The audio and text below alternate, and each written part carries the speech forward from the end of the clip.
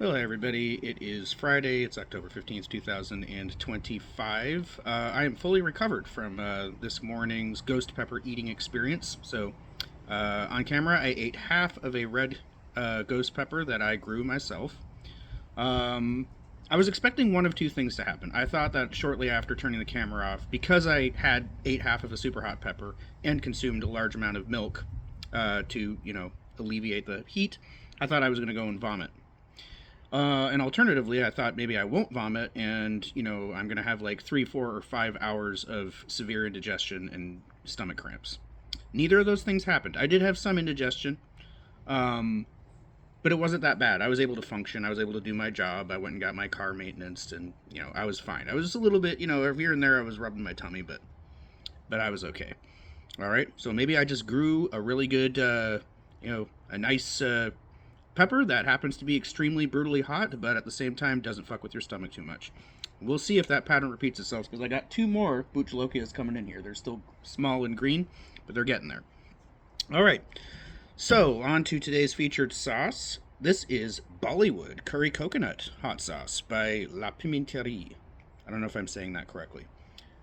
Yep, they got these fancy labels. They're obviously inflated prices as well. They have another one that I'm really eager to try, especially if this one is as good as I think it's going to be. It's an Isaac Newton hot sauce, and I think it's apple and chipotle flavored, so that one looked interesting. And I can't remember the other one. There were three sauces that I was in the store that I was at recently. I picked this one out because I love curry sauces, and I haven't done a curry sauce on the channel for quite a while. So, here we go. Let's put it over an Impossible Chicken Nugget. Let's read what's in it. Oh, it's got 5 chili peppers. Should be a hot one. It has cider vinegar, water, carrots, onion, habanero peppers, roasted red peppers, maple syrup, dried apricot, coconut milk, ginger, canola oil, salt, garlic spices, dehydrated buchalokia peppers. I'm not too scared by that. For two reasons. I ate an actual raw buchalokia this morning and survived it. And this is way, way, way down on the ingredients list. So, not scared.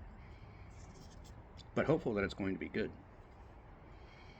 Here we go. Ooh, it's quite a lot. I like the texture. Nice thick sauce. I think it's going to be good.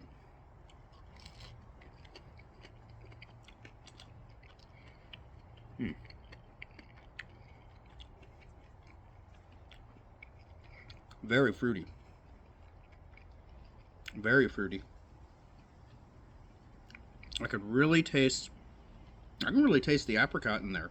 I like the little bit of sweetness from the maple syrup. The habanero pepper is obviously most prominent in there.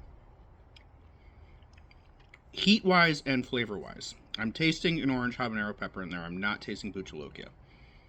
And the heat level is, it's habanero heat. It's on the hotter end of habanero heat.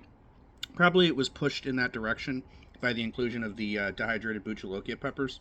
But this is not a hardcore sauce. It's not extreme, especially not after what I experienced this morning. Here, let's take another bite. Wow, I just love that color and texture, though.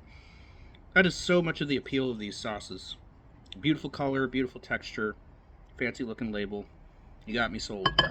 Yeah, I'll give you I'll give you $12 or $13 or however much I paid for this.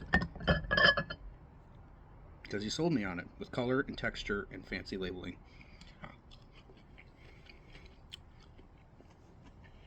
I really like it. The one thing I really like about it, everything in there is subtle. There's a great depth of flavor. But it's not like, it doesn't like come at you, with incredibly strong apricot flavor. It doesn't come at you with incredibly strong habanero heat. It's subtle. There's subtle sweetness in there from the maple syrup, subtle fruitiness, subtle tanginess from the cider vinegar. Even though apple cider vinegar is the first ingredient, it doesn't at all dominate the sauce. It complements everything else that's in there. It's a really, really nice, refined, well put together sauce. It is very good over a vegan chicken nugget. But I think really where this would really, really explode with flavor is if it was included to give heat and tang and sweetness to a curry sauce. Okay.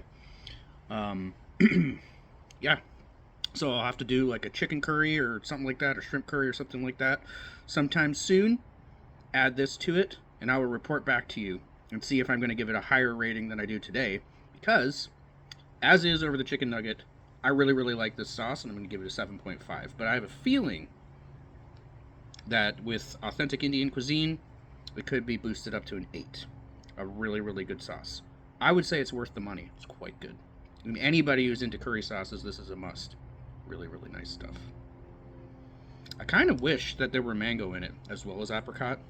I don't know, just because I associate, when I'm dealing with like fruity Indian foods, I always associate it with mango flavor. So I was kind of hoping that that would be in there. I bet this would be an 8 right now if it had mango along with the apricot. But alas, the apricot is nice. Good sauce.